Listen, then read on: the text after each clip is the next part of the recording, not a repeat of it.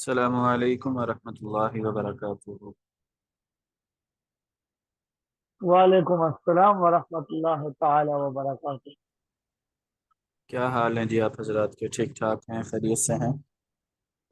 جی استاد جی، آپ کی دعا ہے۔ استاد جی آپ ٹھیک ہو؟ جی الحمدللہ۔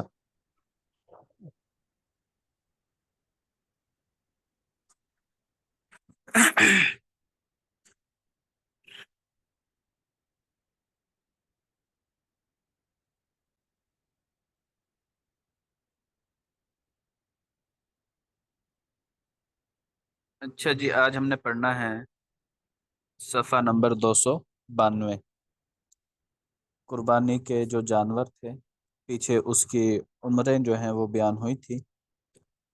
صفحہ نمبر 292، اس سے جو پچھلا صفحہ ہے اس کے جو آخری پیراگراف ہے، والافضل ان يكون الحيوان الذي يذبح في الاضحیۃ سمینا وسلیما من جملۃ العیوب۔ اس کا مطلب یہ ہے کہ افضل یہ ہے کہ آدمی ایسا جانور ذبح کرے جو موٹا تازہ ہو اور تمام کے تمام عیوب سے پاک ہو۔ اب اس کے بعد کچھ آگے عیوب کا تذکرہ کیا ہے۔ چند عیوب ایسے ہیں اگر وہ پائے جائیں قربانی پھر بھی ہو جاتی ہے، یہ چند ہیں، اور اکثر ایسے عیوب ہیں کہ اگر وہ جانور میں پائے جائیں تو اس جانور کی قربانی درست نہیں ہوگی۔ تو اب یہ جو 292 نمبر صفحہ ہے اس میں ان عیوب کی تفصیل بیان کر رہے ہیں۔ کہتے ہیں ولیکن اذا ذبح الجماع، لیکن جب وہ ذبح کرے جمع جانور کو، جمع وہی التی لا قرن لہا بالخلقہ، جمع یہ وہ جانور ہے لا قرن لہا جس کے سینگ نہ ہوں بالخلقتی پیدائشی طور پر، ایسا جانور جس کے پیدائشی طور پر سینگ نہ ہوں، جازا ایسے جانور کی قربانی کرنا جائز ہے۔ پیدائشی طور پر ہی اس کے سینگ نہیں ہے، وہ گائے ہے، بھینس ہے، بکری ہے، دمبا وغیرہ ہے، جو بھی ہے تو پیدائشی طور پر نہیں ہے، اس کی قربانی کی جا سکتی ہے۔ وَكَذَا إِذَا ذَبَحَ الْعَظْمَاءَ، اور یہی حکم ہے یعنی قربانی کرنا جائز ہے اذا ذبح العظما، جب وہ ذبح کرے عظما جانور کو۔ عظما کسے کہتے ہیں؟ وہی التی ذہب بعض قرنها، عظما اس جانور کو کہتے ہیں جس کے سینگ کا کچھ حصہ ٹوٹ چکا ہو، سینگ کھول ہوتا ہے تو اس میں سے کچھ حصہ اوپر والی سائڈ سے ٹوٹ چکا ہو، تو ایسے جانور کی قربانی کی جا سکتی ہے۔ پیدائشی طور پر سینگ نہیں ہے، اس کی بھی قربانی ہو سکتی ہے۔ پیدائشی طور پر سینگ تھے لیکن اس میں سے اوپر سے کچھ ٹوٹ چکا ہے سینگ، تو بھی اس کی قربانی کی جائے گی۔ اما اذا وصل الکسر، بہرحال جب یہ جو ٹوٹنا ہے، سینگ کا ٹوٹنا، یہ پہنچ جائے الی المخ اس کے دماغ تک، فلم یصیحا تو اب اس کی قربانی درست نہیں ہوگی۔ یعنی اس کا سینگ جو ہے وہ جڑ سے اکھڑ گیا یا جڑ کے پاس سے ٹوٹ گیا۔ جب جڑ کے پاس سے ٹوٹے گا تو ظاہری بات ہے اس کا اثر جو ہے وہ بکری کے یا جانور کے دماغ تک پہنچے گا، کیونکہ جو سینگ کی جڑیں ہوتی ہیں وہ اس کے دماغ کے بالکل قریب ہوتی ہیں، متصل ہوتی ہیں۔ جب اس کا یہ سینگ اپنی جڑ سے ٹوٹ رہا ہے یا جڑ سے اکھڑ رہا ہے تو اس کا اثر جانور کے دماغ پر پڑے گا، تو ایسے جانور کی قربانی پھر درست نہیں ہوگی۔ تو سینگ کے حوالے سے ہم نے 3 مسئلے پڑھ لیے ہیں۔ پہلا مسئلہ ہے پیدائشی طور پر سینگ نہ ہو، قربانی کی جا سکتی ہے۔ دوسرا مسئلہ ہے سینگ تو تھے لیکن اوپر سے ٹوٹ چکے ہیں، اس کی قربانی بھی جائز۔ تیسرا مسئلہ یہ ہے کہ جانور کے سینگ جڑوں سے ٹوٹ چکے ہیں یا جڑوں سے اکھڑ چکے ہیں، تو اس ایسے جانور کی قربانی کرنا جائز نہیں ہے۔ یہ 3 مسئلے ہو گئے سینگ کے حوالے سے۔ آگے کہتے ہیں وَكَذَا إِذَا ذَبَحَ الْخَصِيَّ جَازَ، اگر وہ خصی جانور کی قربانی کرے تو قربانی جو ہے جائز ہے۔ بل ہوا اولا، بلکہ خصی جانور کی قربانی کرنا اولا ہے۔ لِأَنَّ لَحْمَهُ أَطْيَبَ وَأَلَذَّ، کیونکہ جو خصی جانور ہوتا ہے اس کا گوشت وہ پاکیزہ بھی ہوتا ہے اور زیادہ لذیذ بھی ہوتا ہے۔ تو خصی جانور کر دیا جائے، اس کے خصیتین نکال دیے جائیں، تو اس کے بعد اس کا گوشت جو ہے وہ پاک بھی ہو جاتا ہے اور اس کے اندر जो जायका है, जायका भी बढ़ जाता है, तो खस्सी जानवर की कुर्बानी ओला है, अफजल है। आप सल्लल्लाहु अलैहि वसल्लम ने भी खस्सी बकरों की कुर्बानी की थी। आगे कहते हैं वकदा इज़ा ज़बहल जरबा जाजा, अगर वो ज़िबा करें, जरबा कहते हैं खारिश वाला जानवर, ऐसा जानवर जिसके जिस्म पर खारिश लगी हुई हो, तो उसकी कुर्बानी जायज़ है। इन कानत समीनतन, बशर्ते कि वो जानवर मोटा ताज़ा हो। अगर जानवर जो है वो मोटा ताज़ा है, उसके अंदर गोश्त भरपूर है, लेकिन उसके जिस्म के ऊपर खारिश लगी हुई है, तो ऐसे जानवर की कुर्बानी की जा सकती है, उसमें कोई मसला नहीं है।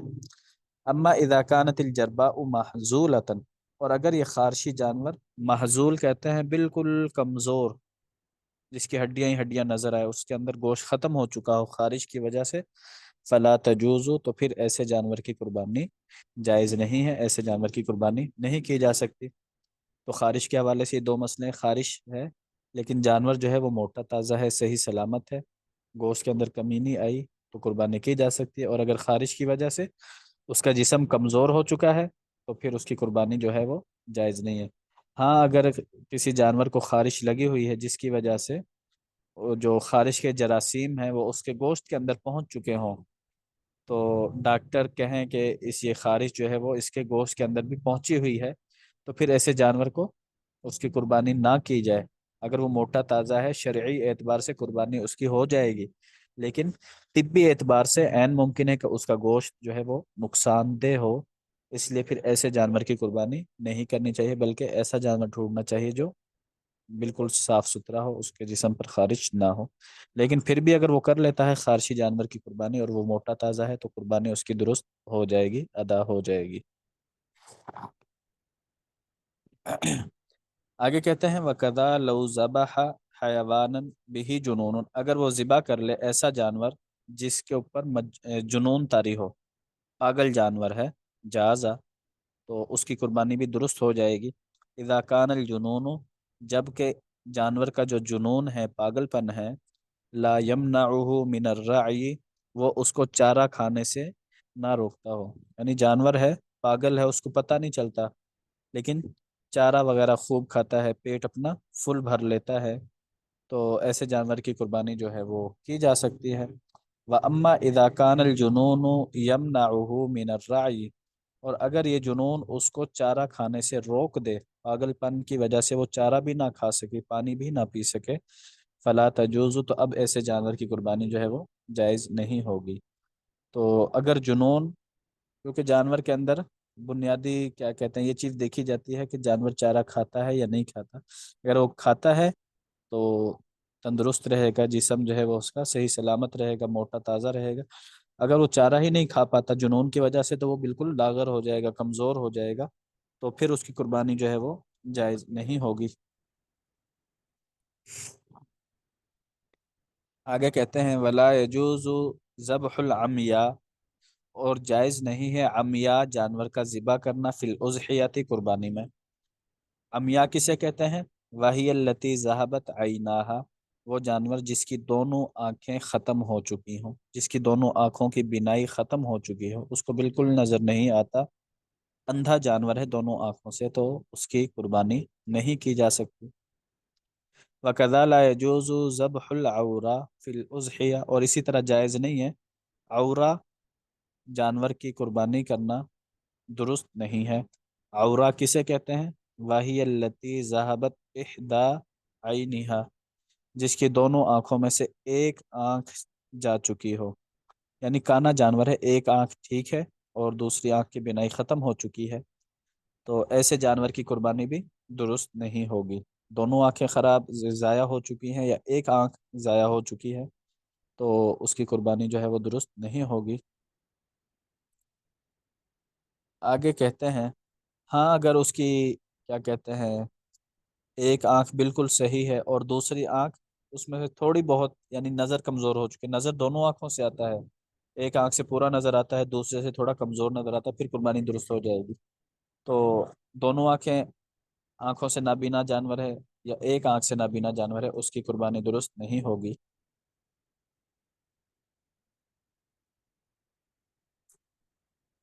यहाँ तक समझ आ गए हैं जी मसले आप हजरात को? जी उस्ताद। ठीक जी हो गया। उस्ताद। ठीक हो गया। अच्छा जी, आगे सफ़ा नंबर 293 इसमें फरमाते हैं वकदा ला यजूज़ु ज़ब्हुल अर्जा, और इसी तरह जायज़ नहीं है अर्जा जानवर की कुर्बानी करना। अर्जा किसे कहते हैं?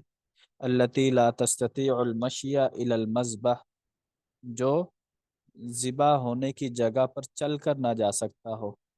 अर्जा लंगड़ा जानवर है, और ऐसा लंगड़ा है कि वो सही तरीके से चल भी नहीं सकता।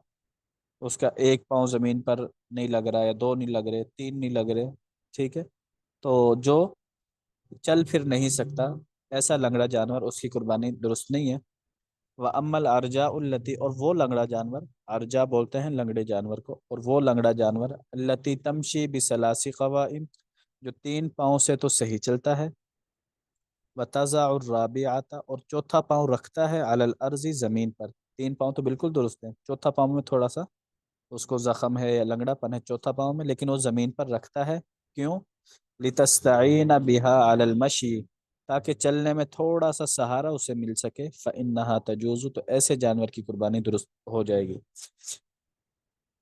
अगर वो उसका पाँव इतना ख़राब हो चुका है कि एक पाँव बिल्कुल भी ज़मीन पर नहीं लगता, फिर कुर्बानी दुरुस्त नहीं है। अगर तीन पाँव दुरुस्त है, चौथा पाँव थोड़ा थोड़ा सा ज़मीन पर वो लगाता है, हल्का सा सहारा लेता है, लंगड़ा कर चलता है, फिर उसकी कुर्बानी दुरुस्त हो जाएगी। आगे कहते हैं वकदा ला यजूज़ु ज़ब्हु हयवानिन महजूलिन, और जायज़ नहीं है ऐसे जानवर को ज़िबा करना जो कि कमज़ोर हो। महजूल कमज़ोर हो। बालगा हुजालुहु इला हद्दिन, बालगा पहुँच चुकी हो उस जानवर की कमज़ोरी उस हद तक के ला यकून फ़ी अज़्मिही मुख़्ख़ुन, अब उसकी हड्डियों में गूदा भी बाकी ना बचा हो। जानवर इतना कमज़ोर हो चुका है कि उसकी हड्डियों में गूदा नहीं है, या उसके जिस्म के ऊपर सिर्फ हड्डियां ही हड्डियां नज़र आ रही हैं, गोश्त नज़र नहीं आ रहा। तो ऐसे कमज़ोर जानवर की कुर्बानी भी नहीं की जा सकती। ये सारे के सारे अयूब हैं जिसकी वजह से कुर्बानी जो है वो दुरुस्त नहीं होती। आगे कहते हैं, अब आगे जो है वो कान के हवाले से दो तीन मसले बयान किए हैं। वकदा ला यजूज़ु ज़ब्हु हयवानिन मक़तूउल उज़ुन वला मक़तूउज़ ज़नब, और इसी तरह जायज़ नहीं है ऐसे जानवर को ज़िबा करना मक़तूउल उज़ुन, जिसका कान कटा हुआ हो, वला मक़तूउज़ ज़नब, जिसकी दुम कटी हो। ये ज़नब दुम को बोलते हैं। तो किसी जानवर का कान कटा हुआ है या उसकी दुम कटी हुई है, तो ये भी ऐब शुमार होगा, ऐसे जानवर की कुर्बानी भी नहीं की जा सकती। वकदा ला यजूज़ु ज़ब्हु हयवानिन, जो पहला मसला था ना उसमें जानवर का कान और दुम मुकम्मल कटी हुई है। मुकम्मल कान कटा हुआ है, दुरुस्त नहीं है। मुकम्मल दुम कटी हुई है, फिर भी दुरुस्त नहीं है। वकदा ला यजूज़ु ज़ब्हु हयवानिन, और इसी तरह कुर्बानी करना जायज़ नहीं है ऐसे जानवर की ज़ाहब अक्सर उज़ुनिही, जिसके कान का अक्सर हिस्सा कट चुका है, आधे से ज़्यादा कट चुका है। औ ज़हाबा अक्सर ज़नाबिही, या उसकी दुम का अक्सर हिस्सा कट चुका है। कान का अक्सर हिस्सा कट गया या दुम का अक्सर हिस्सा कट गया, फिर भी जानवर की कुर्बानी नहीं कर सकते।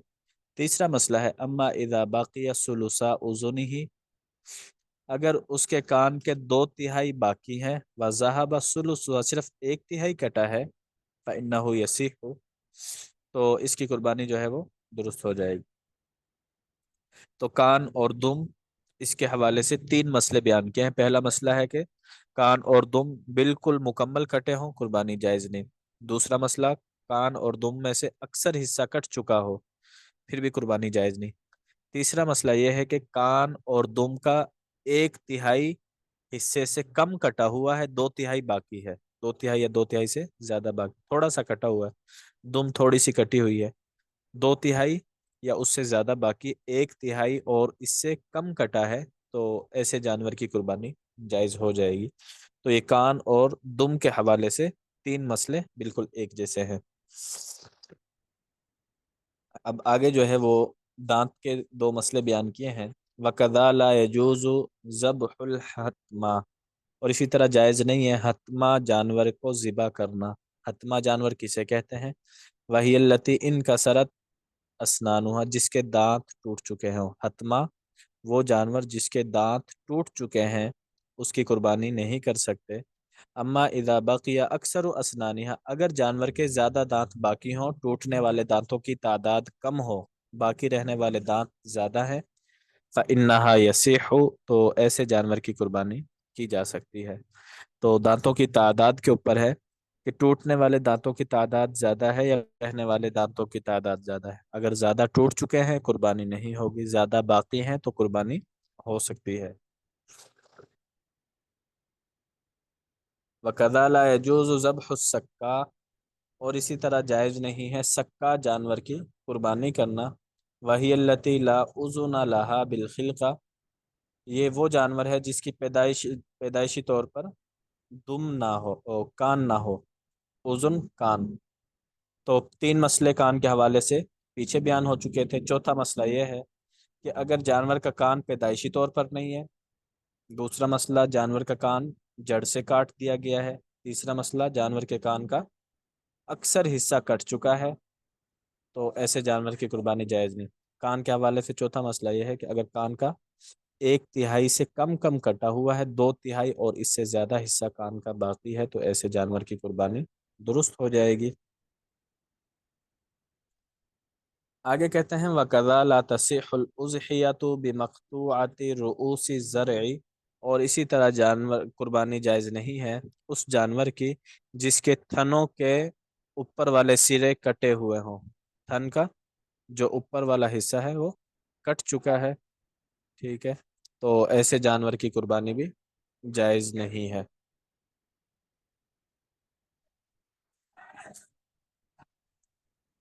यहाँ तक समझ आ गया जी आप हजरात को? जी उस्ताद जी। ठीक हो जी गया। चलें जी अदबुल मुफरत खोल लें।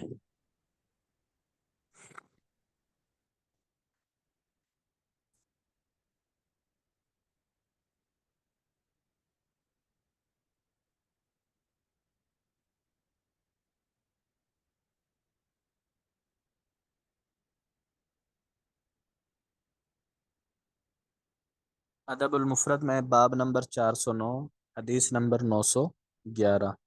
बाब फजली मल्लम यततय्यर, उस शख्स की फजीलत के बारे में ये बाब है जो बदशगुनी नहीं लेता। बदशगुनी के बारे में एक दो रिवायत हमने कल पढ़ ली थी जी। कौवा सामने से गुजर गया तो अपना इरादा तर्क कर दिया। बिल्ली सामने से गुजर गई, सफ़र छोड़ दिया। उल्लू देख लिया तो अपना सफ़र छोड़ दिया, मेरा ये काम तो अब बिगड़ ही जाएगा। तो इसे कहते हैं बदशगुनी लेना।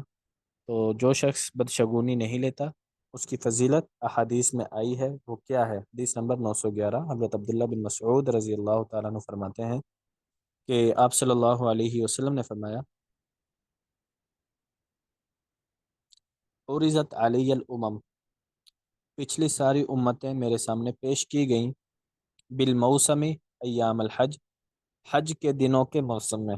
जब हज का मौसम चल रहा था या हज के अय्याम चल रहे थे आप सल्लल्लाहु अलैहि वसल्लम के ज़माने में, तो ख्वाब के अंदर आप सल्लल्लाहु अलैहि वसल्लम को पिछली सारी की सारी उम्मतें जो हैं वो दिखाई गई।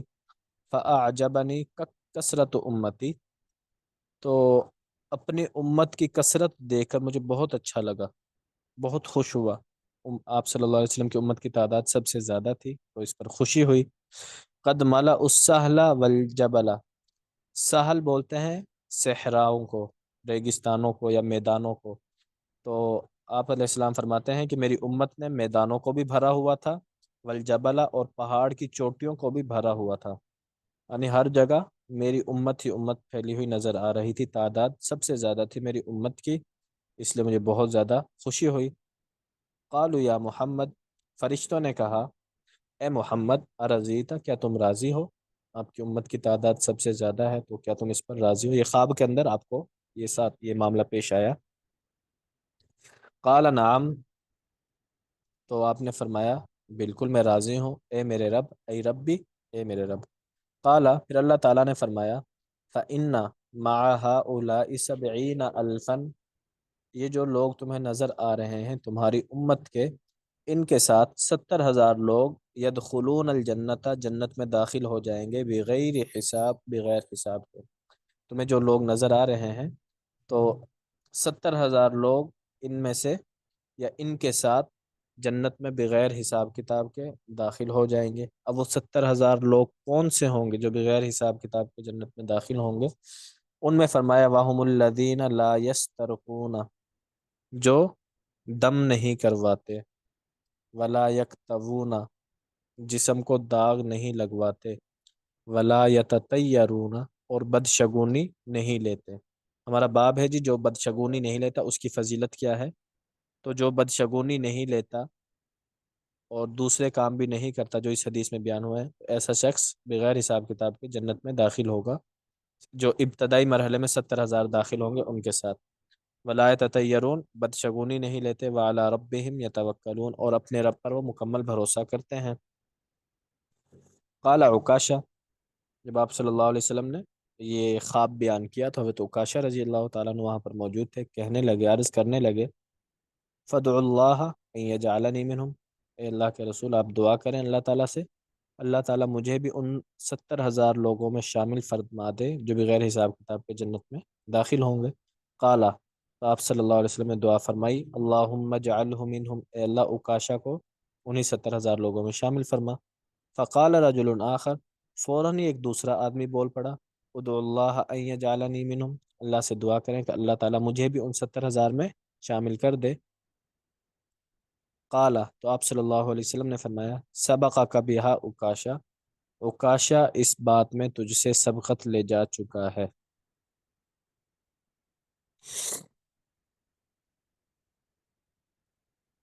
تو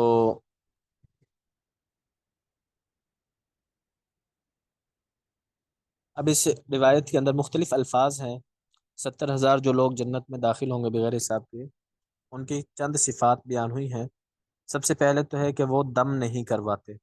دم سے مراد یہاں پر ایسا دم ہے جو شرکیہ کلمات پر مبنی ہو، یا ایسے کلمات پر مبنی ہو جن کا مطلب ہی معلوم نہیں ہے۔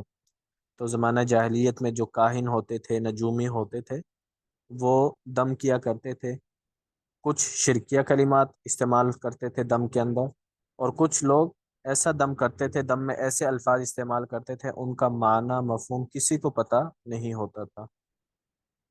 تو جو ایسا دم نہیں کرواتے، سب سے پہلے تو ان میں وہ لوگ بھی ہوں گے۔ باقی دم کے حوالے سے قرآن پاک کی آیات پڑھ کر دم کرنا خود آپ صلی اللہ علیہ وسلم سے ثابت ہے۔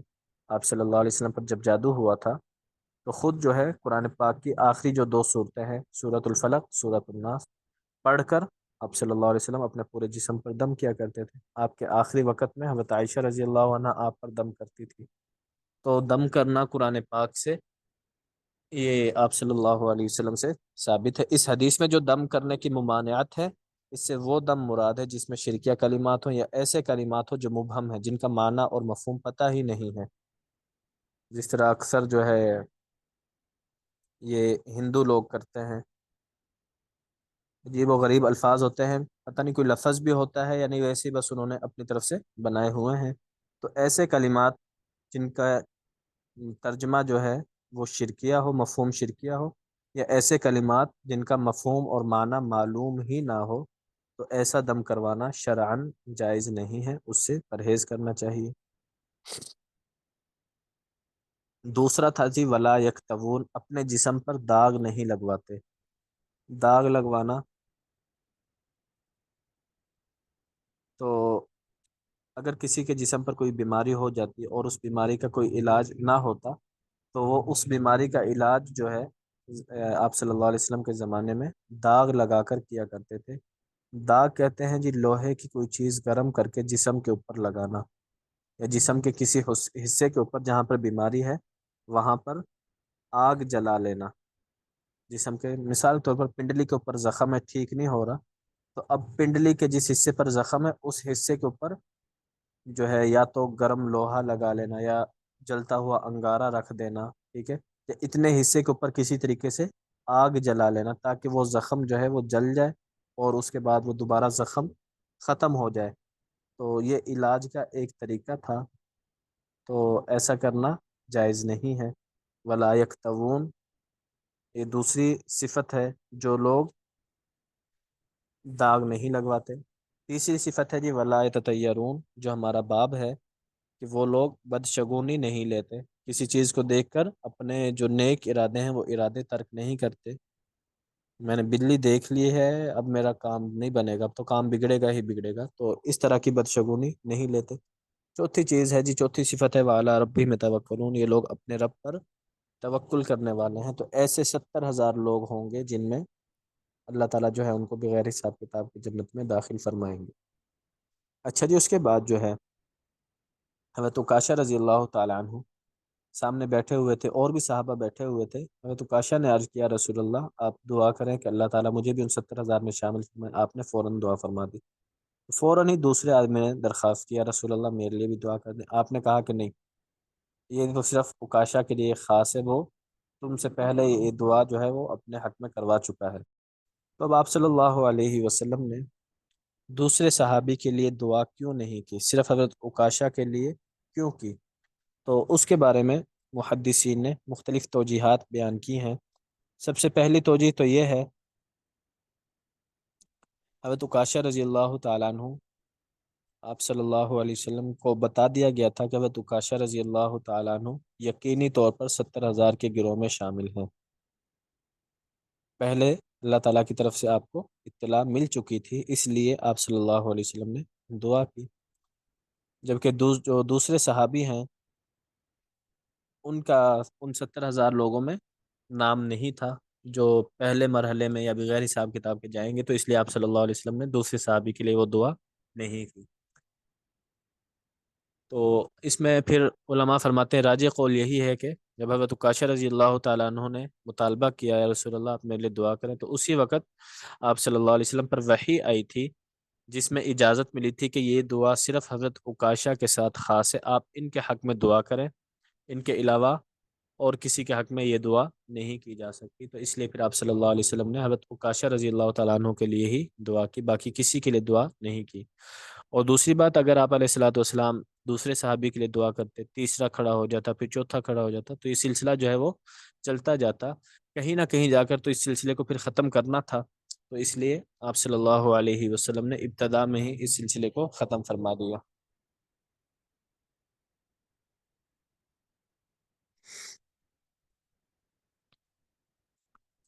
اگلا باب ہے جی باب الطیرۃ من الجن، جنوں کی وجہ سے بدشگونی لینا، جنوں کی وجہ سے بدشگونی لینا۔ حضرت عائشہ رضی اللہ تعالیٰ عنہ ان سے روایت ہے انہا کانت تؤتی بالصبیان، کہ ان کے پاس بچوں کو لایا جاتا تھا، اذا ولدوا، جیسے ہی بچے پیدا ہوتے، بچے پیدا ہوتے تو بچے پیدا ہونے کے بعد سب سے پہلے بچوں کو حضرت عائشہ رضی اللہ عنہا کے پاس لایا جاتا، فتدعو لهم بالبرکہ، حضرت عائشہ ان کے لیے برکت کی دعا کرتی۔ تو دعا کروانے کے لیے لوگ جو ہے حضرت عائشہ رضی اللہ عنہ کے پاس اپنے بچوں کو لے کر آتے تھے۔ تو اس سے بات معلوم ہوگی کہ بچہ پیدا ہو تو کسی بزرگ کے پاس اسے لے کر جایا جا سکتا ہے تاکہ وہ برکت کی دعا کرے۔ اچھا جی، آگے کہتے ہیں فَأُتِيَتْ بِسَبِيٍّ، ایک مرتبہ ایک بچہ لایا گیا، فَذَهَبَتْ تَزَعُ وِسَادَتَهُ، حضرت عائشہ رضی اللہ تعالیٰ عنہ نے بچے کے سر کے نیچے سے سرانہ نکالا، فَإِذَا تَحْتَ رَأْسِهِ مُوسَى، تو بچے کے سر کے نیچے استرا رکھا ہوا تھا، تکیے کے نیچے، تکیہ نکال دیا تو تکیے کے نیچے جو ہے وہ استرا رکھا ہوا تھا۔ فَسَأَلَتْهُمْ عَنِ الْمُوسَى، حضرت عائشہ نے پوچھے استرا کیوں رکھا ہوا ہے؟ فَقَالُوا نَجْعَلُهَا مِنَ الْجِنِّ، تو وہ لوگ کہنے لگے کہ ہم جنات سے حفاظت کے لیے یہ استرا رکھتے ہیں، جیسے موجودہ زمانے میں لوگ چھری رکھتے ہیں یا ماچس وغیرہ رکھتے ہیں، تو اس زمانے میں بھی یہ سلسلہ تھا کہ جنوں کی سے حفاظت کے لیے ہم اس کے تکیے کے نیچے جو ہے یہ استرا رکھتے ہیں۔ فَأَخَذَتِ الْمُوسَى، حضرت عائشہ رضی اللہ تعالیٰ عنہ نے وہ استرا پکڑا، فَرَمَتْ بِهَا، اور وہ استرا پھینک دیا، وَنَهَتْهُمْ عَنْهَا، اور دوبارہ ان کو ایسا کرنے سے منع کر دیا۔ وقالت، اور فرمایا، ان رسول اللہ صلی اللہ علیہ وسلم کان یکرہ الطیرۃ ویبغضها، آپ صلی اللہ علیہ وسلم بدشگونی کو ناپسند کرتے تھے اور اس سے نفرت کرتے تھے۔ وکانت،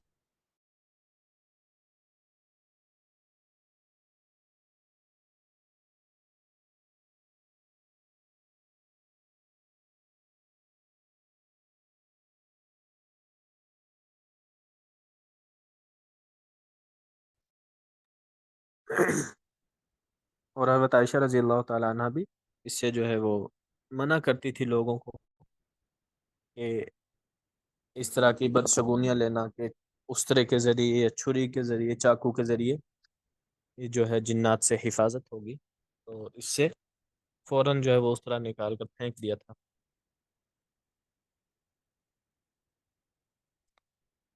اگلا باب ہے باب الفالی، نیک فال لینا کیسا ہے۔ حدیث نمبر ہے 913۔ حضرت انس رضی اللہ تعالیٰ عنہ فرماتے ہیں کہ آپ صلی اللہ علیہ وسلم نے فرمایا، لا عدوى ولا طیرۃ، بیماری کا پھیلنا اس کی کوئی حقیقت نہیں ہے، ولا طیرۃ، اور بدشگونی یہ بھی کوئی حیثیت نہیں رکھتی، ویعجبنی الفال الصالح، اور مجھے اچھی فال پسند ہے، یعنی الکلمۃ الحسنہ، اچھی بات۔ تو جو پہلا جملہ ہے لا عدوہ، کوئی بیماری خود بخود پھیلنے والی نہیں ہے، کوئی بیماری متعدی نہیں ہے، یعنی کسی آدمی کو ایک بیماری لگ گئی ہے، تو اب اس کے بارے میں یہ عقیدہ رکھ لینا بھئی اب اس سے بچ کر رہو، یہ بیماری اس سے پھیلے گی، دوسرے لوگوں کو لگے گی، تو اس کی کوئی حیثیت نہیں ہے، کوئی حقیقت نہیں ہے۔ جیسے کہ اگر کسی کو خارش لگی ہوئی ہے تو لوگ اس سے دور دور ہوتے ہیں، ہاتھ بھی نہیں ملاتے بھئی اس کو خارش ہے، ایسا نہ ہو کہ اس سے خارش مجھے لگ جائے۔ کسی کو زکام ہو گیا ہے تو لوگ اس سے دور ہوتے ہیں کہ ایسا نہ ہو کہ زکام ہمیں بھی لگ جائے۔ تو آپ صلی اللہ علیہ وسلم کے زمانے میں غالباً اس طرح کا ایک معاملہ پیش آیا تھا اونٹوں کے بارے میں، کہ اونٹوں کو خارش لگ گئی تھی، تو وہاں سے لوگوں نے جو ہے منع کر دیا کہ ان کے ساتھ اب دوسرے اونٹ نہ باندھو۔ وجہ پوچھی، انہوں نے کہا جی ان اونٹوں کی خارش دوسرے اونٹوں کو بھی لگ جائے گی، تو آپ صلی اللہ علیہ وسلم نے فرمایا فمن اجرب الاول، یہ بتاؤ جو پہلے اونٹ کو خارش لگی تھی، سب سے پہلے خارش لگی تھی، وہ کس وجہ سے لگی تھی؟ تو خلاصہ یہ ہے کہ جو بیماری ہے وہ متعدی نہیں ہوتی، اللہ تعالیٰ کے حکم سے وہ پھیلنے والی ہوتی ہے، تو اس لیے اس کو بیماری کو متعدی سمجھنا کہ بھئی بیماری اس کو لگی ہے، میں اس کے پاس گیا تو پھر یہ بیماری مجھے لگے گی ہی لگے گی، تو یہ عقیدہ رکھنا درست نہیں ہے۔ اچھا، دوسری بات، ایک مرتبہ طاعون کی وبا پھیل چکی تھی، یا حدیث پاک ہے آپ علیہ الصلوۃ والسلام نے فرمایا کہ اگر کسی علاقے میں طاعون کی وبا پھیل جائے تو جو لوگ اس علاقے کے اندر رہنے والے ہیں وہ وہاں سے باہر نہ آئیں، جو وہاں کے باہر ہیں وہ اس علاقے کے اندر داخل نہ ہوں۔ اس حدیث سے تو بظاہر یہی سمجھ میں آ رہا ہے کہ آپ نے فرمایا کہ جو طاعون والے علاقے میں رہ رہے وہ وہاں سے باہر نہ نکلیں، اور جو باہر کے لوگ ہیں وہ طاعون والے علاقے میں داخل ہوں۔ اس سے تو یہی پتہ چلتا ہے کہ جو بیماری ہے وہ متعدی ہے، پھیلنے والی ہے۔ تو اس کے بارے میں پھر علماء یہ فرماتے ہیں کہ آپ صلی اللہ علیہ وسلم نے اس سے اس لیے منع فرمایا کیونکہ طاعون ایک ایسا مرض ہے کہ جب کسی علاقے میں پھیلتا ہے تو پورے کے پورے علاقے کو اپنی لپیٹ میں لے لیتا ہے، اس علاقے کے جتنے لوگ ہوتے ہیں سارے کے سارے لوگوں کے اندر یہ وبا، یہ بیماری جو ہے وہ پھیل جاتی ہے، تو یہ اللہ تعالیٰ کے حکم سے پھیلتی ہے۔ یہ طاعون بیماری ہی ایسی ہے، پھیلنے والی ہے، پورے علاقے کو اپنی لپیٹ میں لے لیتی ہے، اس لیے آپ صلی اللہ علیہ وسلم نے وہاں پر منع فرمایا۔ بیماری جو ہے وہ اگر منتقل ہوتی ہے تو اللہ تعالیٰ کے حکم سے ہوتی ہے۔ کسی بھی بیماری کے بارے میں یہ عقیدہ رکھنا کہ یہ بیماری متعدی ہے، خود بخود پھیلنے والی، ایک کو لگ گئی بس اب اس سے دور رہو، تو یہ عقیدہ رکھنا جو ہے درست نہیں ہے۔ دوسری بات وہی ہے ولاتی رہتا، بدشگونی لینا ٹھیک نہیں ہے۔ آگے فرمایا وَيُعْجِبُنِي الفال الصالح الکلمۃ الحسنہ، اور مجھے اچھی فال یعنی اچھی بات جو ہے وہ پسند ہے۔ تو अच्छी फाल की बात सुनकर उससे अच्छी फाल निकाल लेना, अच्छा मतलब निकाल लेना। जैसे आप सल्लल्लाहु अलैहि वसल्लम ने सुलह हुदैबिया के मौके पर जब मुशरिकीन की तरफ से सुहेल बिन अमर आया तो फरमाया साहुल अल अमर, के मामला तो अब आसान हो गया। सुहेल से साहुला, तो सुहेल कहते हैं काम को आसान करने वाला, तो साहुला यानी कि हमारा मामला अब आसान हो गया। सुलह अब हमारी करीब करीब है कि अब इसके आने के बाद जो है वो सुलह हो जाएगी। तो आप सल्लल्लाहु अलैहि वसल्लम ने उसके नाम से ये फाल निकाली। तो अच्छी फाल लेना किसी भी चीज़ से तो ये दुरुस्त है, लेकिन बदशगुनी निकालना, बदशगुनी मुराद लेना ये ठीक नहीं है, इससे बचना चाहिए। हदीस नंबर 914।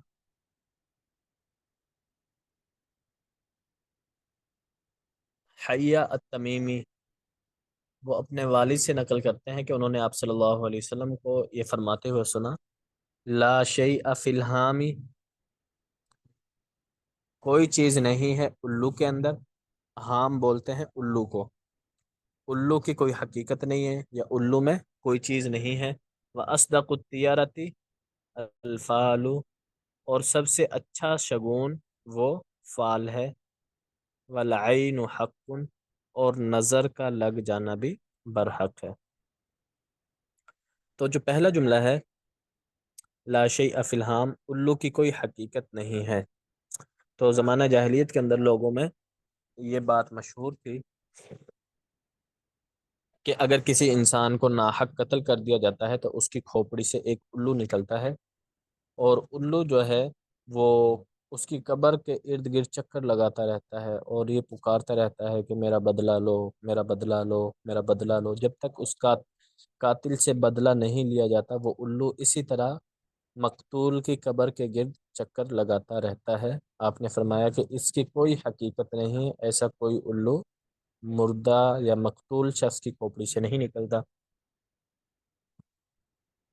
और दूसरा कौल इसके बारे में ये मशहूर था ज़माना जाहिलियत के अंदर कि जब भी कोई आदमी मरता है तो उसकी हड्डियों से एक उल्लू निकलता है जो 7 दिन तक आवाज़ें निकालता रहता है।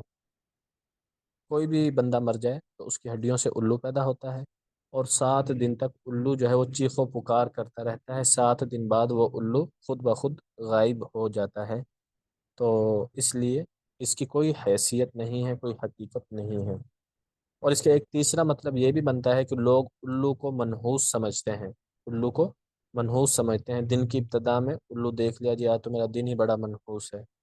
तो इसलिए नहूसत वो उल्लू के अंदर नहीं है। इससे बदशगुनी मुराद लेना ये बिल्कुल जायज़ नहीं है, इससे बचना चाहिए। दूसरी बात वही है कि व अस्तकुत्तियारती अल्फालू, सबसे अच्छा शगुन वो नेक फाल है। तीसरा है जी वलआइन हक्कुन, नज़र का लग जाना ये बरहक है। नज़र जो है, लोगों की नज़र जो है वो दूसरे लोगों को लग जाती है। कभी हसद की वजह से, कीना की वजह से जो है वो नज़र लगती है, और कभी कोई चीज़ ज़्यादा खूबसूरत लग जाए दिल को तो उसके ऊपर भी नज़र जो है वो लग जाती है। इसलिए जब भी आदमी कोई खूबसूरत चीज़ देखे, अच्छी चीज़ देखे, तो उसके ऊपर माशाल्लाह पढ़ना चाहिए। माशा अल्लाह, छोटा बच्चा है उसे देखकर माशाल्लाह पढ़े तो बच्चे को नज़र नहीं लगेगी। तो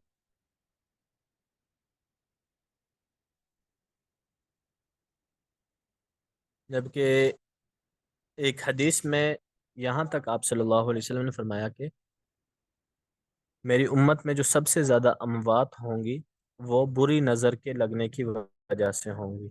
बुरी नज़र लगेगी उसकी वजह से अक्सर अमवात मेरी उम्मत के अंदर होंगी। तो इसलिए नज़र से बचने का एहतमाम जो है उसके लिए रिवायात के अंदर बहुत सारी मसनून दुआएं हैं। एक दुआ ये है अल्लाहुम्मा अज़हिब हर्रहा व बरदहा व वसबहा, नज़र से बचने की दुआ है। तो जो ख़ासकर छोटे बच्चे होते हैं उनको ज़्यादा लगती है। तो अगर छोटा बच्चा है खूबसूरत लग रहा है तो उसको देखकर माशाअल्लाह पढ़ ले, फिर वो नज़र बद से महफूज हो जाता है। तो नज़र जो है ये बड़े लोगों को भी लग सकती है, छोटे बच्चों को भी लग सकती है, जानवरों को भी लग सकती है, किसी भी चीज़ को नज़र जो है वो लग सकती है। इसलिए जब भी कोई चीज़ खूबसूरत लगे तो उसके साथ फ़ौरन माशाअल्लाह कह दे। تو پھر اس چیز کے اوپر جو نظر ہے وہ نہیں لگتی۔ آپ صلی اللہ علیہ وسلم کے زمانے میں اس طرح کا واقعہ جو ہے وہ پیش آیا۔ ایک آدمی کے بارے میں بڑا مشہور تھا کہ اس کی نظر بہت تیز ہے، جس چیز کے اوپر نظر پڑ جائے تو اس کو نظر لگ جاتی ہے۔ تو اس کے بارے میں یہ واقعہ آتا ہے کہ وہ ایک مرتبہ راستے سے گزر رہا تھا، تو ایک آدمی جو ہے وہاں پر غسل کر رہا تھا۔ اس کی نظر پڑی اس آدمی کے جسم پر، بڑا خوبصورت جسم تھا۔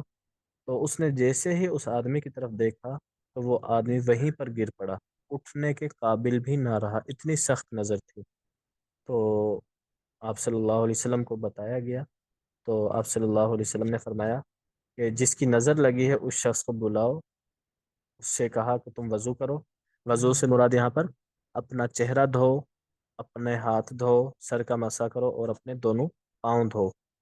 اس کا پانی جمع کرو اور یہ پانی تم اس بندے کے اوپر ڈالو جو گر چکا ہے۔ تو اس کو بلایا، اس سے وضو کروایا، اسی طریقے سے جو فرائض ہیں وضو کے وہ پورے کروائے، اور اس کا پانی پھر اس کے اوپر ڈالا۔ تو پھر وہ بندہ جو ہے وہ ہوش میں آیا۔ تو نظر کا معاملہ بہت سخت ہے۔ دوسری روایت میں گزر چکی ہے کہ اکثر اموات جو ہے وہ نظر بد کی وجہ سے ہوں گی، تو اس لیے اس دعاؤں کا اہتمام کرنا چاہیے۔ کوئی چیز اچھی لگے تو اس کے اوپر آدمی ماشاء اللہ کہہ لیتا کہ نظر بد سے بچ سکے۔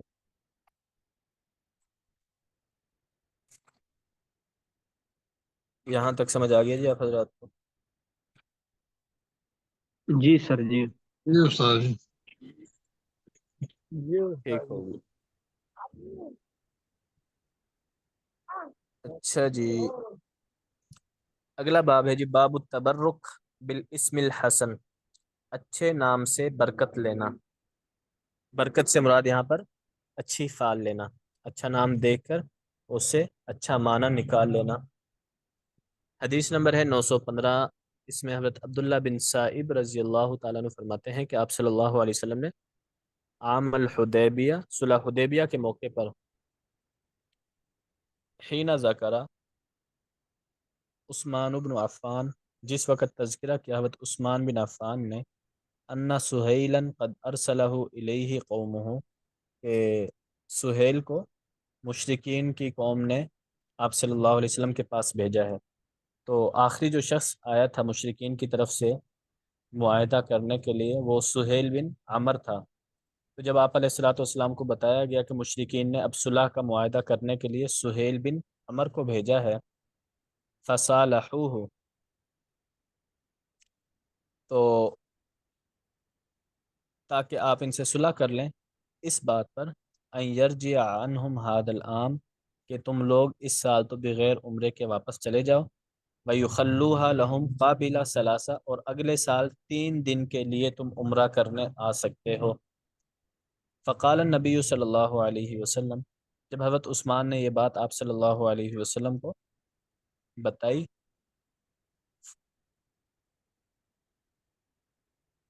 فقیل اتا سہیل، فقال النبی صلی اللہ علیہ وسلم حین اتا، جب یہ سہیل آپ صلی اللہ علیہ وسلم کے پاس آیا، فقیلہ، تو کسی نے بتایا، اتا سہیل، کہ سہیل آ چکا ہے صلح کے لیے، تو آپ صلی اللہ علیہ وسلم نے فرمایا، سہل اللہ امرکم، اب اللہ تعالیٰ نے تمہارا معاملہ آسان کر دیا۔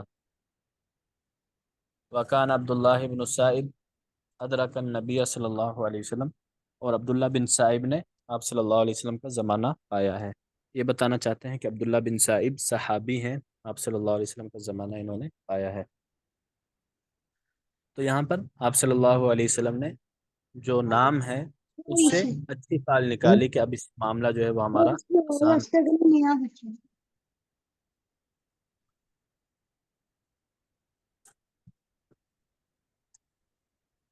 اگلا باب ہے جی، یہ مائک بند کر لیں، مائک کس کا اوپن؟ اگلا باب ہے جی باب نمبر 413، باب الشؤم فی الفرس، گھوڑے میں نحوست کا بیان۔ کیا گھوڑے میں نحوست ہوتی ہے؟ کچھ لوگوں کا عقیدہ ہے، کہتے ہیں جی گھوڑے میں نحوست ہوتی ہے، تو اس کی کیا حقیقت ہے؟ حدیث نمبر 916، حضرت عبداللہ بن عمر رضی اللہ تعالیٰ عنہ فرماتے ہیں کہ آپ صلی اللہ علیہ وسلم نے فرمایا، الشؤم فی الداری والمرأتی والفرس، نحوست تین چیزوں میں ہے، فی الداری گھر کے اندر ہوتی ہے، والمرأتی عورت کے اندر ہوتی ہے، والفرسی گھوڑے کے اندر ہوتی ہے۔ تو ان تین چیزوں میں نحوست ہوتی ہے۔ اب اس کا کیا مطلب ہے ان تین چیزوں میں نحوست ہوتی ہے؟ تو اس کے بارے میں علماء کے مختلف اقوال ہیں۔ بعض علماء تو یہ فرماتے ہیں کہ اس حدیث کا مطلب یہ ہے کہ اگر بالفرض کسی چیز میں نحوست ہوتی تو ان تین چیزوں میں نحوست ہوتی۔ اگر بالفرض کسی بھی چیز میں نحوست ہونی ہوتی تو یہ تین چیزیں ایسی ہیں، عورت، گھر اور گھوڑا، کہ ان میں نحوست ہوتی۔ کسی چیز میں نحوست نہیں ہے، اس لیے ان تین چیزوں کے اندر بھی نحوست نہیں ہے۔ یہ کچھ علماء فرماتے ہیں۔ دوسرے علماء یہ فرماتے ہیں کہ یہ تین چیزیں ایسی ہیں، ان میں بسا اوقات نحوست ہوتی ہے۔ تین چیزیں ایسی ہیں، بسا اوقات مختلف لوگوں کے اعتبار سے ان میں نحوست آ جاتی ہے۔ اب گھر کی نحوست کا کیا مطلب ہے؟ گھر میں نحوست ہے، گھر کی نحوست کا مطلب یہ ہے کہ گھر تنگ ہو اور گھر میں رہنے والے لوگ زیادہ ہوں، جس کی وجہ سے جو گھر کے افراد ہیں وہ پریشان ہوں، تنگ ہوں، تو یہ گھر کی نحوست ہے۔ عورت کا منحوس ہونا، عورت کی نحوست کیا ہے؟ آدمی کی بیوی جو ہے وہ بد اخلاق ہو، بد مزاج ہو، نافرمان ہو، تو یہ عورت کی نحوست ہے۔ گھوڑے کی نحوست یہ ہے کہ گھوڑا جو ہے وہ اڑیل ہو، چلتا نہ ہو صحیح طریقے سے، جو سوار ہے اس کو گرا دیتا ہو۔ تو یہ بعض علماء نے مطلب بیان کیے ہیں، لیکن پہلا قول ہی زیادہ راجح ہے کہ اگر بالفرض کسی چیز میں نحوست ہوتی تو یہ تین چیزیں ایسی ہیں کہ ان میں نحوست ہوتی، لیکن کسی چیز میں نحوست نہیں ہے۔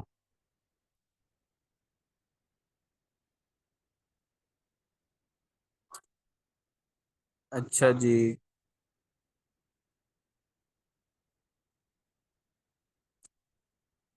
اگلی حدیث ہے 917۔ سہل بن سعد رضی اللہ تعالیٰ عنہ فرماتے ہیں کہ آپ صلی اللہ علیہ وسلم نے فرمایا، ان کان شؤم فی الشیء، اگر نحوست کسی چیز میں ہوتی، ففی المرأتی تو عورت میں ہوتی، والفرسی گھوڑوں میں ہوتی، والمسکنی اور گھروں کے اندر ہوتی، لیکن کسی چیز میں نحوست ہے ہی نہیں۔ تو کچھ لوگ اگر کسی کے گھر لڑائی جھگڑے زیادہ ہوتے ہیں تو وہ یہ کہنا شروع کر دیتے ہیں بھئی اس گھر کے اندر نحوست ہے جس کی وجہ سے لڑائی جھگڑے ہوتے ہیں، تو یہ بات درست نہیں ہے۔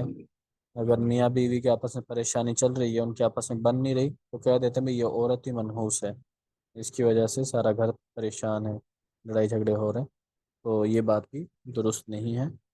آپ نے صراحتاً فرما دیا ان کان الشؤم فی الشیء، اگر نحوست کسی چیز میں ہونی ہوتی تو ان تین چیزوں میں ہوتی، لیکن ان تین چیزوں میں نحوست ان تین چیزوں میں بھی نہیں ہے۔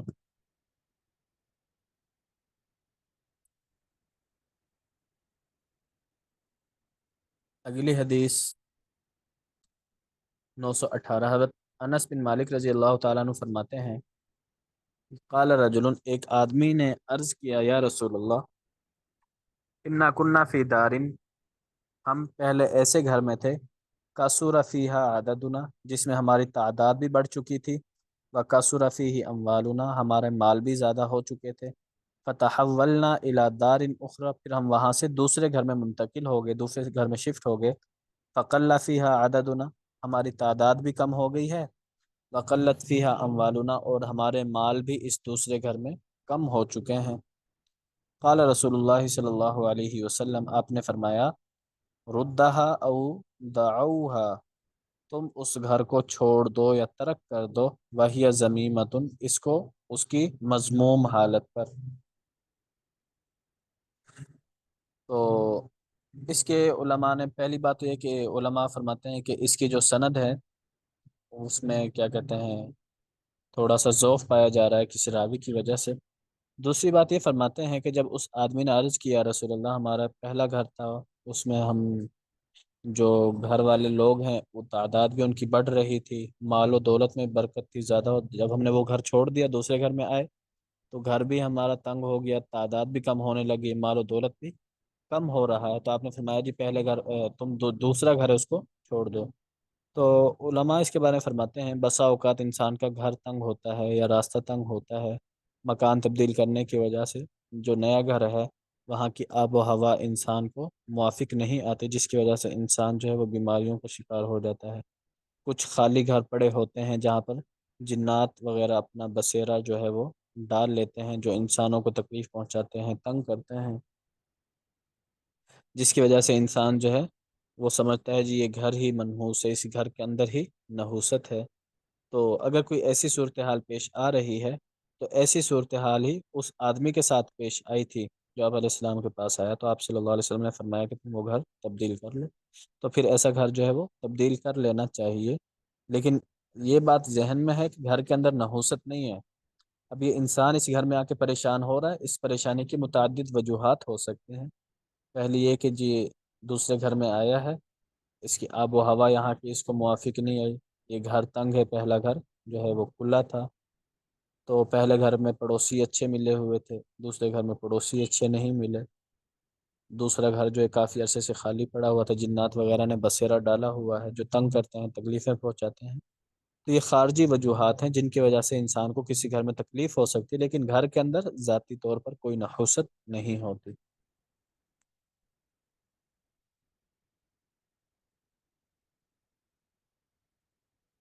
یہاں تک سمجھ آ گیا جی آپ حضرات؟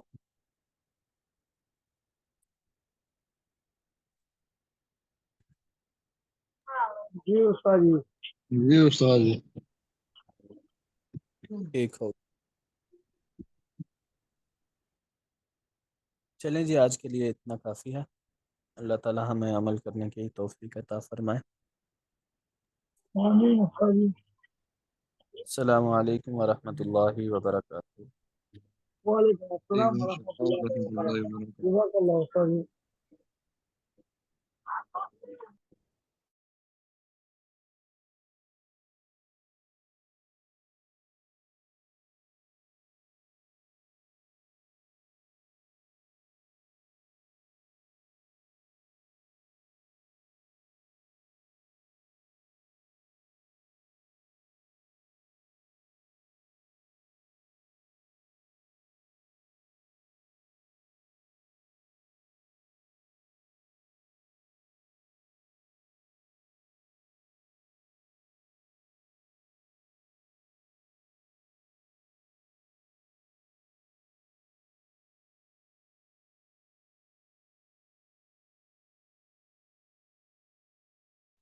السلام علیکم ورحمۃ اللہ وبرکاتہ۔ وعلیکم السلام وعلیکم ورحمۃ السلام اللہ ورحمۃ وبرکاتہ۔ اللہ وبرکاتہ۔ جی کیا حال ہے ساتھیوں کے؟ ٹھیک ہے، خیریت سے؟ الحمدللہ استاد جی، آپ خیریت سے؟ جی آپ کے دوست الحمدللہ۔ کیوں استاد جی مفتی اویس صاحب نہیں ہے؟ بندہ موجود ہے؟ مفتی جنید صاحب، اچھا نہیں، وہ ان کی کوئی رشتے داری میں کوئی دوستی ہے، وہاں گئے ہوئے ہیں۔ اچھا جی جی، اللہ خیر کرے جی استاد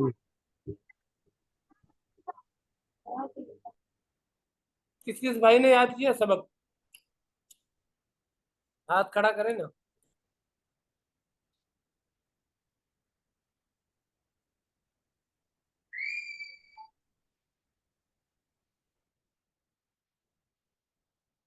بھائی بھاگنا نہیں ہے، بس ہاتھ کھڑا کر لیں۔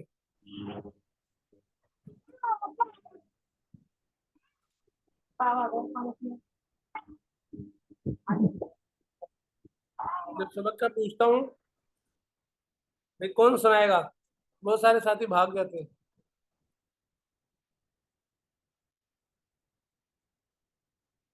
وہ یہ سوچتے ہیں کہ یار ہم تو بچوں والے ہو گئے، اتنے بڑے ہو گئے، اور یہاں ہمارے ساتھ ابھی وہی معاملہ ہو رہا ہے کہ سبق یاد ہے کہ نہیں یاد، بچوں والا۔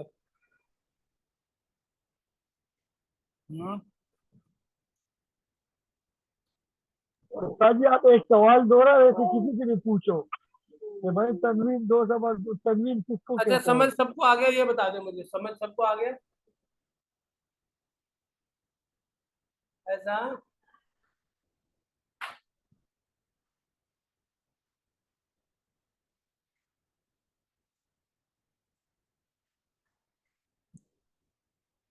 जी भाई,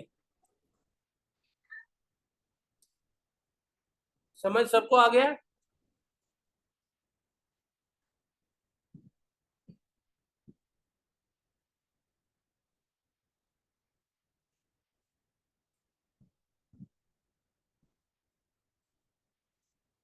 सरफ के अंदर एक और ज़रूरी इस्तिलाह जो होती है वो होती है हरूफ असली और हरूफ ज़ाइद। यानी नहू के अंदर तो क्योंकि बात ही आखिरी हरफ के बारे में होती है, कोई भी कलमा है या कोई भी लफ्ज़ है या कोई भी कलाम है, उसका जो आखिरी हरफ है ना, उसके ऊपर गुफ्तगू होती है, उस पर बात होती है। सरफ के अंदर सब के ऊपर होती है, ठीक है। तो इसलिए हरूफ असली और हरूफ ज़ाइद का बड़ा किरदार है। जब हम सीगा कोई देखते हैं, पढ़ते हैं,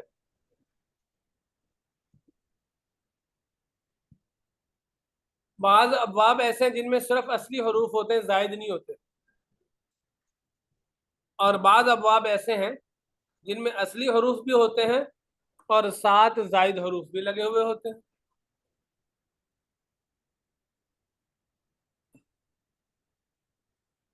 ठीक हो गया?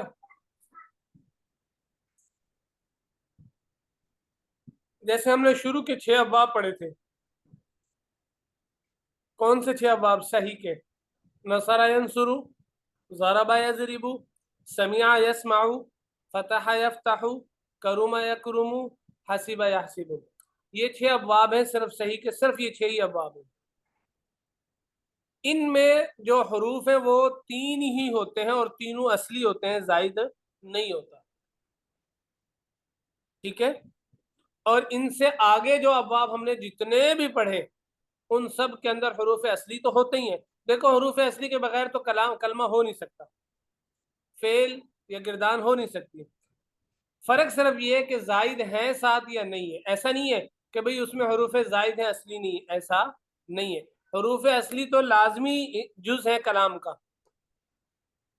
सिर्फ मामला यह है कि जायद है यानी, ये सवाल है बस।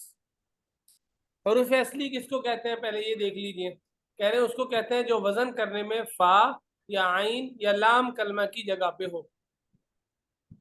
फा आइन ला या लाम कलमा की जगह पे हो, यानी फ़ाला।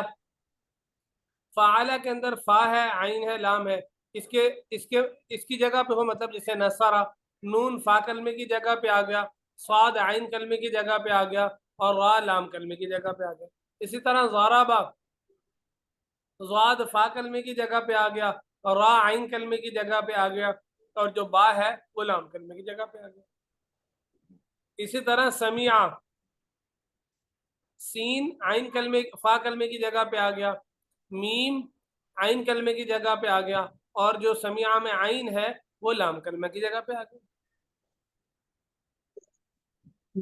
अब जो हरफ फा कलमा की जगह पे आएगा या फा कलमा के मुकाबले में आएगा, उसको फा कलमा कहेंगे। जो आइन की जगह हो उसको आइन कलमा कहेंगे, जो लाम की जगह हो उसको लाम कलमा कहेंगे। जैसे नसरा फ़ाला के वजन पर है, इसमें नून फा कलमा है और स्वाद आइन कलमा है और रा लाम कलमा है। ठीक हो गया भाई, समझ आ गई बात? इसी तरह नसरा की जगह ज़राबा ले लें, ज़राबा में ज़ाद फा कलमा है और रा आइन कलमा है और बा लाम कलमा है। हरफ जायद किसको कहते हैं? जो फा आइन लाम कलमे की अलावा किसी जगह पर हो, यानी इनकी जगह पर ना हो। जो इनकी मुकाबले में होंगे, इनकी जगह पर होंगे, वो तो असली होंगे, और जो इनसे अलावा होंगे उनको जायद कहेंगे। जैसे इज्तनबा इफ्ताला के वजन पर है। देखो भाई, इसमें इज्तनबा में जीम, नून और बा, ये 3 असली कलमे हैं, असली हरफ है, और बाकी जो 2 है वो जायद है। तो जीम आइन फा कलमा है, नून आइन कलमा है, बा लाम कलमा है। शुरू में अलिफ है और जो ता है ये जायद है। ये क्या है भाइयों? जायद है। اس میں جیم ساکن فا کلمہ کی جگہ پہ ہے، نون مفتوح عین کی جگہ پہ اور با مفتوح لام کی جگہ پہ، بس جیم نون با جنبا، اس کا اصلی حروف کیا ہوں گے؟ جنبا۔ اب آپ کے سامنے اجتنبا ہے نا، آپ سے کوئی پوچھے نا بھائی اجتنبا کا اصل مادہ کیا ہے، اجتنبا کا مادہ کیا ہے، مادہ مطلب ہوتا ہے اصل کیا ہے، تو آپ کہیں گے جنبا۔ اچھا جی، باقی حروف یعنی حمزہ شروع میں جو الف لگا ہوا ہے اور تا یہ زائد ہے۔ عربی میں آگے دیکھیے کہ صفحہ نمبر 8 پہ، عربی میں فعل ماضی وغیرہ کے 14 صیغے ہوتے ہیں جن کی تفصیل یہ ہے، 3 مذکر غائب کے لیے آئیں گے شروع میں، یعنی واحد مذکر تثنیہ واحد مذکر غائب، تثنیہ مذکر غائب، جمع مذکر غائب۔ 3 مؤنث غائب کے لیے آئیں گے، یعنی واحد مؤنث غائب، تثنیہ مؤنث غائب اور جمع مؤنث غائب۔ اسی طرح 3 مذکر حاضر کے لیے آئیں گے، واحد مذکر حاضر، تثنیہ مذکر حاضر اور جمع مذکر حاضر۔ 3 مؤنث حاضر کے لیے آئیں گے، واحد مؤنث حاضر، تثنیہ مؤنث حاضر اور جمع مؤنث حاضر۔ 2 متکلم کے لیے آئیں گے، واحد متکلم اور تثنیہ اور جمع متکلم، ان دونوں کا ایک صیغہ آ جائے گا۔ متکلم کا پہلا صیغہ واحد مذکر اور مؤنث کے لیے آتا ہے، دوسرا صیغہ تثنیہ مذکر، تثنیہ مؤنث، جمع مذکر، جمع مؤنث، ان چاروں کے لیے استعمال کیا جاتا ہے۔ بھائی یہاں تک بات سمجھ آ گئی بھائیوں کو؟ یہ استاد چلیں یہ ذہن نشین کر کے آ جائیے گا، کل انشاءاللہ تعالی چاروں گردانے اور ان کے ترجمے ساتھ ساتھ ہم پڑھیں۔ آپ حضرات سے گزارش ہے، مؤدبانہ گزارش ہے، یاد لازمی کریں، مجھے سنائیں نہ سنائیں کوئی بات نہیں، ٹھیک ہے، آپ کی مرضی ہے، لیکن اس کو یاد لازمی کریں۔ بھائی دیکھو کہیں بھی ایسا نہیں ہوتا کہ ایک کتاب کو 2 مرتبہ پڑھایا جائے یا 2 مرتبہ پڑھایا جائے، کہ آپ حضرات کی سے اس امید کے لیے دوبارہ پڑھایا جا رہا ہے یا دوبارہ وقت اس میں لگایا جا رہا ہے کہ ہو سکتا ہے کہیں نہ کہیں کچھ نہ کچھ فائدہ اس کا ہو جائے، کچھ نہ کچھ آپ حضرات توجہ دے دیں اور اس کو کچھ نہ کچھ سمجھ لیں، کچھ ذہن نشین کر لیں۔ اس لیے انشاءاللہ شروع میں تھا تو ہو سکتا ہے اس وقت ترتیب ہی نہیں سمجھ میں آ رہی تھی، کورس کی سمجھ نہیں آ رہی تھی، کیسے کور کریں، زیادہ تھے تو چل ہو سکتا ہے کہ کہیں کمی رہ گئی ہو، تو اس لیے ہم نے دوبارہ سوچا کہ بھی چلیں اب دوبارہ سے اس کو پڑھ لیتے ہیں۔ اب تو کچھ نہ کچھ ریلیکس ہو چکے ہیں، اب جو ساتھی بچے ہیں وہ الحمدللہ انشاءاللہ تعالیٰ تقریباً پکے ساتھی ہیں، اور یہ انشاءاللہ اللہ کی ذات سے امید ہے اللہ تعالیٰ حفاظت فرمائے آپ حضرات کی شیطان کے مکر و فریب سے، امید ہے اللہ کی ذات سے یہ انشاءاللہ بخاری کے آخری سبق تک جائیں گے انشاءاللہ تعالیٰ۔ انشاءاللہ استاد انشاءاللہ۔ تو اب یہ اس لیے دوبارہ کیا ہے کہ شروع میں واقعتاً چلو محسوس ہوتا ہے اس طرح، لیکن ہوتا یہ ہے کتاب کو پڑھایا جاتا ہے، نصاب پورا کروایا جاتا ہے، سمجھ آئی نہیں آئی اس سے کوئی مطلب اور غرض نہیں ہوتی، ریکارڈنگ چھوڑ دی جاتی ہے، جی وہ پڑھ لیں، جی وہ بس سن لیں، وہ آپ کی مرضی، آپ کے ساتھ۔ تو ہمارے لیے آپ ایسا نہیں ہے، ہمارے لیے آپ بڑا قیمتی ہیں، اثاثہ ہے ہمارے لیے نجات کا ذریعہ ہیں آپ حضرات، اس لیے یہی سوچا ساتھیوں کے اس پہ کہ بھائی چلو وقت بھی ہمارے پاس بچا ہے، کچھ نہ کچھ تو دوبارہ اس کو ایک مرتبہ دوہرا لیتے ہیں۔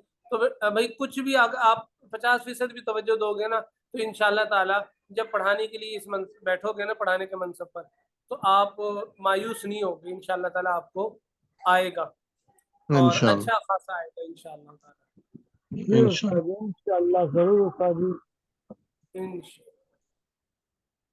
اچھا جی، علم النحو کے اندر ہم پڑھ رہے تھے افعال عاملہ، یعنی ایسے کون کون سے فعل ہیں جو عمل کرتے ہیں، تو ہم نے پڑھ لیا تھا شروع میں پہلے صفحے پہ، بھئی فعل کوئی بھی ایسا نہیں جو عمل نہ کرتا ہو، فعل سارے ہی عمل کرتے ہیں، لیکن کسی کا عمل فاعل میں اور مفعول میں ہوتا ہے، کسی کا صرف فاعل میں ہوتا ہے، کسی کا اپنے بعد 2 اسموں میں ہوتا ہے جس کو افعال ناقصہ کہتے ہیں، کسی کا اپنے بعد 2 اسموں میں اور طرح عمل ہوتا ہے اس کو افعال مقاربہ بھی کہتے ہیں، ٹھیک ہے۔ اور اب ہم پڑھ رہے ہیں افعال مدح و ذم، افعال مدح و ذم، ٹھیک ہے۔ مدح اور ذم کیا ہے؟ مدح کہتے ہیں عربی میں تعریف کرنے کو، اور ذم کہتے ہیں برائی کرنے کو۔ مدح یعنی اللہ کی حمد مدح بیان کی، تو سمجھ اب یہ عام الفاظ میں بولا جاتا ہے۔ اسی طرح ذم نہیں بولا جاتا تو مذمت تو بولا جاتا ہے نا، بھئی آپ اس واقعے کی مذمت تو کریں، مطلب یہ ہے کہ برائی تو کریں، اس سے لا تعلقی کا اظہار تو کریں. تو مدح اور ذم کیا ہوتے ہیں؟ وہ افعال ہیں جو عربی کلام کے اندر کسی کی تعریف کے لیے یا کسی کی برائی کے لیے استعمال ہوتے ہیں. ان کو افعال مدح و ذم کہتے ہیں. 2 ان میں سے تعریف کے لیے، 4 ہیں ٹوٹل. 2 تعریف کے لیے ہیں اور 2 ذم کے لیے ہیں. ان کے بعد 2 اسم آتے ہیں، دونوں ہی مرفوع ہوتے ہیں. اس کے بعد کتنے اسم آتے ہیں؟ ان کے بعد 2 اسم آتے ہیں. عجیب بات یہ کہ دونوں ہی مرفوع ہوتے ہیں. حالانکہ پیچھے ہم نے جتنے بھی پڑھے، چاہے افعال عاملہ تھے، حروف عاملہ تھے، ان میں سے پہلا منصوب دوسرا مرفوع، پہلا مرفوع دوسرا منصوب، اسی طرح سلسلہ چلتا آیا. کہہ رہے 4 فعل مدح و ذم ہیں رافع اسماء جنس. اس میں جنس کو رفع دینے والے مدح اور ذم کے جو فعل ہیں وہ 4 ہیں، اور ہیں وہ بئسا ساء نعمہ چوتھا حبذا. ٹھیک ہے، تاکہ دنیا اور عقبہ میں تمہارا ہو بھلا. اب بئسا نہیں، بئسا لائن چھوٹ گئی. بئسا ساء ہے برائے ذم، بچو ان سے. مدام مطلب ہمیشہ ان سے بچو. برائی کے لیے تو برائی سے ہمیشہ بچو، کسی کی برائی نہ کرو، تاکہ دنیا اور عقبہ میں تمہارا ہو بھلا. ہے برائے مدح نعمہ اور حبذا اے جان من، پس کرو تم فعل قابل مدح کے صبح و مساء. یعنی تم ایسے کام کرو جو تعریف کے قابل ہو، صبح و شام کام ہی ایسے کرو، اور برائی جو ہے وہ اس سے بچو. تو اشعار کے اندر مصنف نے فعل افعال مدح و ذم بھی بتا دیے، اور آپ کو ایک سبق بھی دے دیا کہ برائی سے بچنا ہے اور اچھائی کے کام کرنے ہیں. مثالیں جی، بئسا اور سا یہ برائی کے لیے. بئس الرجل عمر، عمر کتنا ہی برا آدمی ہے. عمر کیا ہی برا آدمی ہے عمر. سا الرجل زید، زید کیا ہی برا آدمی ہے. نعم الرجل عمر، عمر کتنا ہی اچھا آدمی ہے. حبذا زید، زید کتنا اچھا ہے. زید اچھائی والا ہے یا اچھا ہے. ٹھیک ہے. فائدہ، جو کچھ ان افعال کے فاعل کے بعد ہوتا ہے اس کو مخصوص بالمدح یا مخصوص بالذم کہتے ہیں. شرط یہ کہ فاعل معرف باللام. اچھا، اب پہلے اوپر والی بات سمجھ لیں.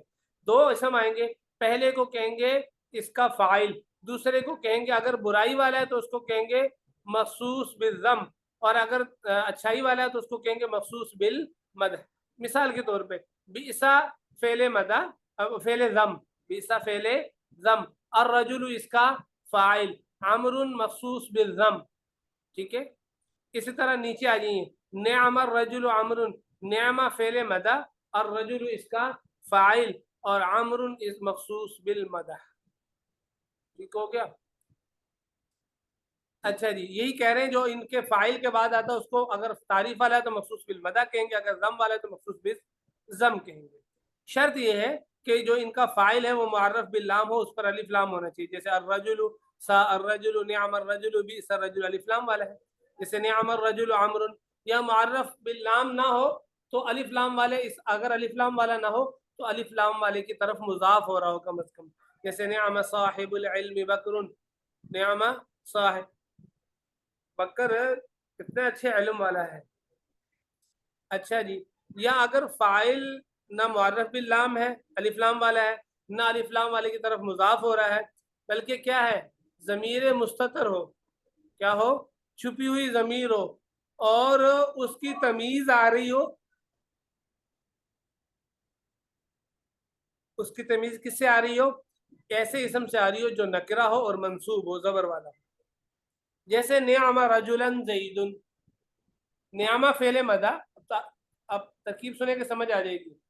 اب ضمیر جو اس کے اندر ہے نا، ضمیر ہوا ضمیر، وہ فاعل، وہ ممیز، وہ کیا ہے، ممیز.